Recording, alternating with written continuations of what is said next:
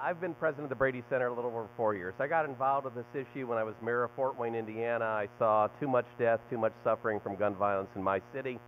I wanted to do something about it. I got to meet Jim and Sarah Brady, and I realized that we needed to do something beyond just hiring police officers, just enforcing the laws in the books, just working with our neighborhoods and in our communities. We needed some stronger laws because right now we make it too easy for dangerous people to get guns. So it's great to see all of you here. The last year has been a very interesting year for us.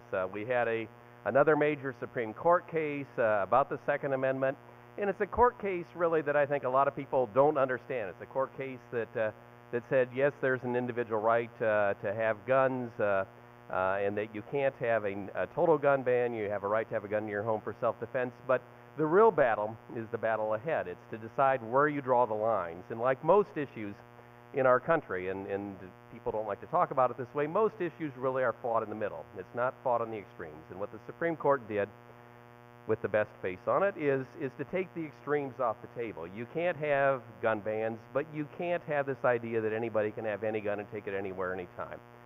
So what the Brady Center is going to be doing for the next 5, 6 years is fighting out those battles on what types of guns can be taken where, by who, what sorts of people.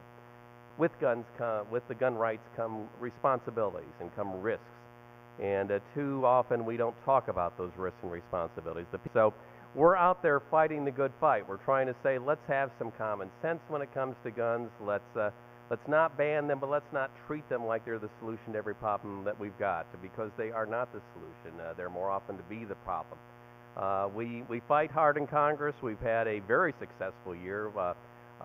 We've been pushing a bill to deal with the gun show loophole. Right now in this country, if you go to a federally licensed gun dealer, you do a background check. Makes sense, right? That's what the Brady bill was, to make sure that felons can't buy guns. It's a law that's addressed at the law-abiding people, the gun sellers. But if you go to a gun show in this country, in most states, you can buy a gun with no background check from the so-called private seller. And so we've been behind legislation to require background checks at gun shows. Colin Goddard, who you're going to be seeing later tonight, who was shot at Virginia Tech, has been to gun shows around the country, and they sell him a gun as long as the cash is good. And that's what happens too often in this country, and that's what happens in guns going to Mexico and guns going to our cities and guns causing problems in this country. We had a forum in July that Colin Goddard and law enforcement and victims and others spoke at. Congressman Mike Castle from Delaware said it was the most compelling testimony he'd ever heard, referring to Colin Goddard's testimony. The chairman of the House Judiciary Committee said this was a turning point in dealing with the gun show loophole bill. We later had another forum in the city of Chicago to talk about the issue. So we've been advancing our legislation. We feel that we've got a strong case to make and a strong way to make our points about the need to make it harder for dangerous people to get guns in this country and to realize the risks and responsibilities that go with guns.